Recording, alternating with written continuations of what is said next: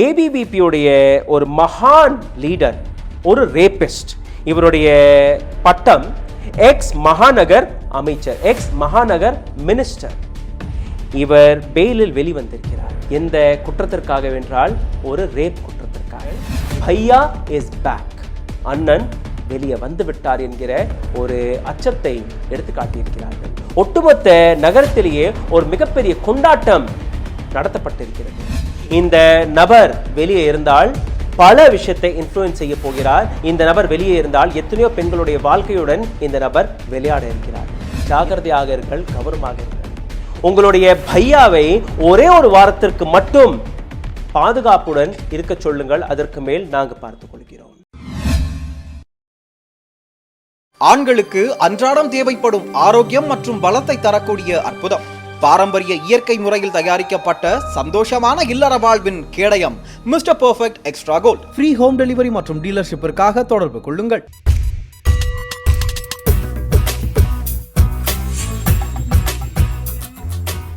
வணக்கம். ஏபிவிபியை பற்றி எத்தனை நபர்களுக்கு தெரியும்? ஆல்மோஸ்ட் அனைவருக்குமே தெரியும் என்று நம்புகிறேன். அகில் பாரதிய வித்யா பரிஷத், அதாவது பிஜேபியுடைய ஸ்டூடெண்ட் விங். இவர்களுடைய கோஷத்தை கேட்டுவிடுங்கள். கியான் ஷீல் ஏக்தா, அதாவது கல்வி, அடக்கம் மற்றும் ஒற்றுமை. இந்த 3 வார்த்தைகளுமே இந்த இடத்தில் இருக்கிறதா என்று நீங்கள் சிந்தித்து பாருங்கள். ஏபிவிபி எந்த அளவில் யூனிவர்சிட்டிக்குள் புகழ்ந்து அத்துமீறலை செய்து வருகிறது என்று அதையும் நீங்கள் பார்த்து வருகிறீர்கள். சமீபத்தில் ஜேஎன்யூ விவகாரத்தை நீங்கள் பார்த்தீர்கள். மாமிசத்தின் பெயரில் எந்த அளவில் அங்கே கலவரம் வெடித்தது என்று. 2 வருடத்திற்கு முன் இதே ஜேஎன்யூவில் ஏபிவிபியுடைய மாணவர்கள் அங்கே இருந்த மாணவர்கள் மீது எந்த அளவில் தாக்குதலை நடத்தினார்கள், எந்த அளவில் அங்கே கலவரம் வெடித்தது என்று அதையும் நீங்கள் பார்த்தீர்கள். கிட்டத்தட்ட 2 மணி நேரம் தாண்டவமாடி வெளிவந்த ஏபிவிபி தொண்டர்களை அங்கே இருக்கக்கூடிய போலீசார்கள் பாதுகாப்புடன் வழிநடத்தினதையும் நீங்கள் பார்த்தீர்கள். அவர்களுடைய ஃபோட்டோ, யார் அந்த நபர்கள் அனைத்துமே தெரிந்த பின் கூட இன்னைக்கு வரை அவர்கள் மீது எந்த விதமான ஆக்ஷனும் எடுக்கப்படவில்லை, எந்த விதமான கைதும் நடக்கவில்லை. இன்னைக்கு ஏபிவிபியை பற்றி தான் பேச இருக்கிறோம். ஆனால் ஜேஎன்யூவை பற்றி இன்னைக்கு பேச தேவையல்ல. மத்திய பிரதேசத்தில் இருக்கக்கூடிய ஏபிவிபிக்கு உங்களை கூட்டிச் செல்கிறேன். மத்திய பிரதேசத்தில் இருக்கக்கூடிய ஏபிவிபியுடைய நிலை, அங்கே இருக்கக்கூடிய ப்ரொஃபஸர் அவர்களை கன்னத்தில் அறைவது, அவர்களை மிரட்டுவது அல்ல அவர்களை கொலை செய்வது மிகவும் சாதாரணமான விஷயம். அந்த அளவில் மத்திய பிரதேசத்தில் ஏபிவிபி இயங்கிக் கொண்டிருக்கிறது. இதே விஷயத்தில் நீங்கள் பார்க்கும்போது ஏபிவிபியுடைய ஒரு மகான் லீடர், ஒரு ரேபிஸ்ட். இவருடைய பட்டம் எக்ஸ் மகாநகர் அமைச்சர், எக்ஸ் மகாநகர் மினிஸ்டர். இவர் பெயிலில் வெளிவந்திருக்கிறார். எந்த குற்றத்திற்காக வென்றால் ஒரு ரேப் குற்றத்திற்காக. இவருக்கு பெயில் கிடைத்த பெண் ஒட்டுமொத்த நகரத்திலேயே போஸ்டர் ஒட்டப்பட்டது. அந்த போஸ்டரில் ஏதோ இந்த நபர் தியாகத்தை செய்து ஒரு தியாகி போல் வெளிவந்திருக்கிறார் என்கிற ஒரு பிம்பத்தை கிரியேட் செய்திருக்கிறார்கள். பையா இஸ் பேக், அண்ணன் வெளியே வந்து விட்டார் என்கிற ஒரு அச்சத்தை எடுத்து காட்டியிருக்கிறார்கள். ஒட்டுமொத்த நகரத்திலேயே ஒரு மிகப்பெரிய கொண்டாட்டம் நடத்தப்பட்டிருக்கிறது. இந்த போஸ்டர்களை பார்த்த பாதிக்கப்பட்ட பெண் உடனடியாக சுப்ரீம் கோர்ட்டுடைய கதவை தட்டியிருக்கிறார். சார், என்ன நடக்கிறது? யாருக்கு நீங்க இந்த பெயிலை கொடுத்து விட்டீர்கள்? இந்த நபரிடம் பவர் இருக்கிறது, பணம் இருக்கிறது. என்னோட உயிருக்கு எந்த விதமான உத்தரவாதமும் இல்லை, என்னோட குடும்பத்திற்கு எந்த விதமான உத்தரவாதமும் அல்ல. நீதிமன்றத்தின் அவமானமாக நான் பார்க்கிறேன். நீதிமன்றம் இந்த நபருக்கு பெயிலை கொடுத்திருக்கிறது. அந்த பெயிலருக்கு பெண் எந்த அளவில் இந்த நபர் போஸ்டரை ஒட்டி தன்னுடைய புகழை ஒட்டுமொத்த நகரத்தில் பரப்பியிருக்கிறார் என்று பாருங்கள். இது இந்த நாட்டு நீதிமன்றத்திற்கான அவமானம் மட்டுமல்ல, இந்த நாட்டின் ஒரு பெண்ணுடைய அவமானமும் கூட தான். இந்த விஷயத்தில் அட்வொகேட் வைபவ் மனு ஸ்ரீவாஸ்தவ் மற்றும் ஷிகா குரானா, இந்த 2 அட்வொகேட்களுமே இந்த அப்பீலை போட்டிருக்கிறார்கள். உடனடியாக இந்த நபருக்கு கொடுக்கப்பட்ட பெயில் ரத்து செய்யப்பட வேண்டும். இந்த நபர் வெளியே இருந்தால் பல விஷயத்தை இன்ஃப்ளூயன்ஸ் செய்ய போகிறார். இந்த நபர் வெளியே இருந்தால் எத்தனையோ பெண்களுடைய வாழ்க்கையுடன் இந்த நபர் விளையாட இருக்கிறார் என்று. இதற்கு பின் சுப்ரீம் கோர்ட் இந்த விசாரணையை படிக்கும்போது, இந்த அப்பீலை படிக்கும்போது உடனடியாக இந்த நபருக்கு வாதாட வந்த வக்கீலை பார்த்து கேட்டிருக்கிறார்கள், ஜாகிரதையாக இருங்கள், கவனமாக இருங்கள்.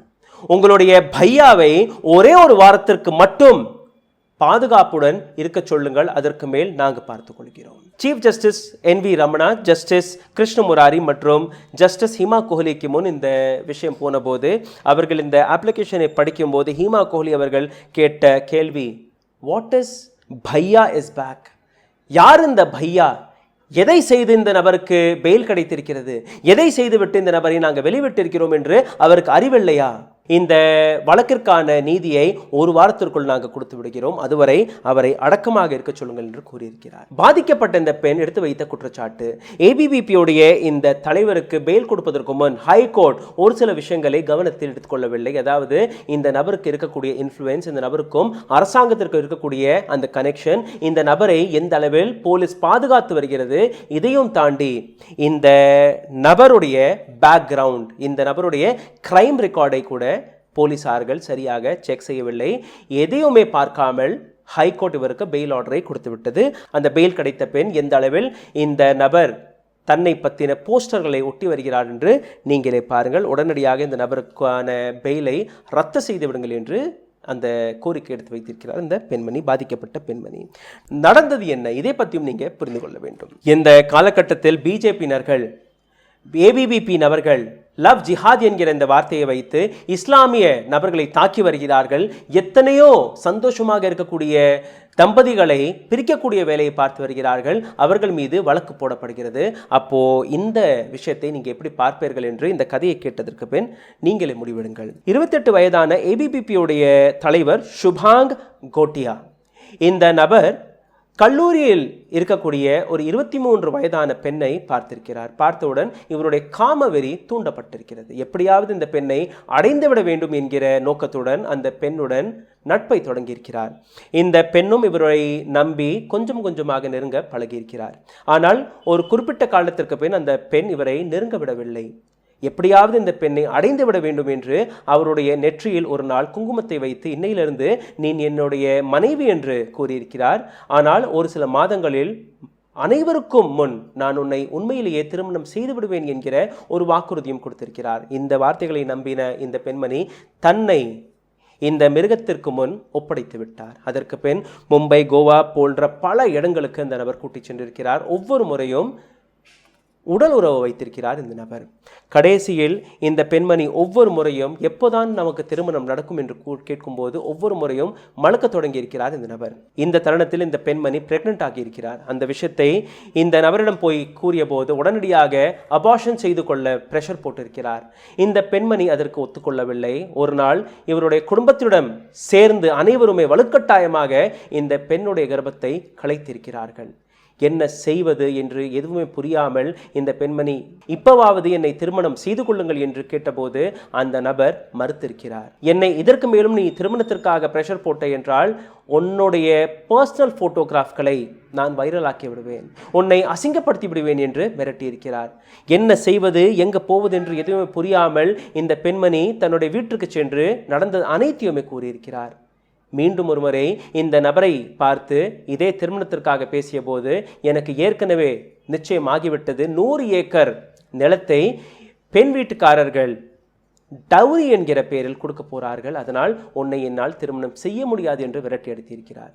இந்த விஷயத்தை எடுத்து பெண்ணுடைய தகப்பனார் சுபாங் கோட்டியாவுடைய தகப்பனார் பிரதீப் கோட்டியாவிடம் போயிருக்கிறார். நடந்தது எல்லாத்தையுமே கூறிய பெண், இந்த குழந்தைகள் தவறு செய்துவிட்டது, இதற்கு மேலாவது நாம் இந்த தவறை சரி பார்த்து விட வேண்டும், இவர்களுக்கான திருமணத்தை நடத்தி வைக்கலாம் என்று கூறிய போது பிரதீப் கோட்டியா, அதாவது ABVP தலைவருடைய தகப்பனார் பிரதீப் கோட்டியா, அவர் கொடுத்த பதில் 10-12 லட்சம் ரூபாயை கொடுக்கிறேன், இதை எடுத்துக்கொண்டு இந்த விஷயத்தை இங்கே விட்டுவிடுங்கள் என்று பேரம் பேசியிருக்கிறார்.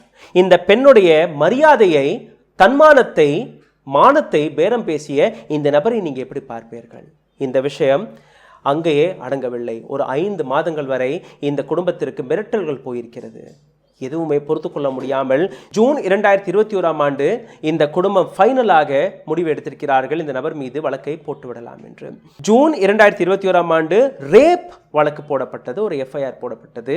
இந்த வழக்கு போட்ட பின் கூட இந்த நபருடைய அகங்காரம், ஆணவம் அடங்கவில்லை. இந்த குடும்பத்தை மிரட்டிய வந்திருக்கிறார். BJP ஆட்சியில் இருக்கிறது, என்னுடைய நட்பு இந்த மாநிலத்தின் சீஃப் மினிஸ்டருடன் மிகவும் நெருக்கமாக இருக்கிறது, நான் ஒரு அமைச்சராக இருக்கிறேன், அதனால் யாருமே என்னை ஒன்றுமே செய்ய முடியாது என்கிற அந்த அகங்காரத்தில் அலைந்திருக்கிறார் இந்த நபர். அங்கே இருக்கக்கூடிய மீடியா இந்த செய்தியை போட தொடங்கிவிட்டார்கள். இவர்கள் மீது பிரஷர் போடப்பட்டது. அங்கே இருக்கக்கூடிய போலீஸ் எந்த விதமான ஆக்ஷனும் எடுக்கவில்லை, இவரை கைதும் செய்யவில்லை. மீடியாவுடைய பிரஷர் இவர் மீது அதிகரிக்கும் போது இந்த நபர் அங்கிருந்து தப்பிவிட்டார். போலீசார்கள் மீது குற்றச்சாட்டு எழும்ப தொடங்கியது. எதற்காக இந்த நபரை நீங்க கைது செய்ய மறுத்து வருகிறீர்கள்? விஷயத்தை கண்ட்ரோல் செய்வதற்காக, மக்களை ஏமாற்றுவதற்காக போலீஸ் இன்னொரு ஸ்ட்ராட்டஜியும் நடத்தியது. அதாவது சுபங் கோட்டியா மீது 5000 ரூபாய் பரிசு தொகை, இவரை பிடித்து கொடுத்தால் 5000 ரூபாய் கொடுப்பார்களாம். இப்பவும் மீடியா நிற்கவில்லை. அங்கே இருக்கக்கூடிய மக்கள் கேள்விகளை கேட்க தொடங்கிவிட்டார்கள். இதற்கு பின் நான் கைதானால் என்னை யாராலுமே காப்பாற்ற முடியாது என்று அஞ்சி இந்த நபர் தன்னை சரண்டர் செய்திருக்கிறார் உமன் போலீஸ் ஸ்டேஷனில். அந்த தருணத்தில் ஒரு மிகப்பெரிய அட்வொகேட்டுடைய டீமுடன் தான் அங்கே போயிருக்கிறார். ஆனால் இவர் அங்கே காப்பாற்றப்பட முடியவில்லை, இவருக்கு பெயிலும் கிடைக்கவில்லை. உடனடியாக இவரை சிறையில் அடைத்தது அங்கே இருக்க போலீஸ்.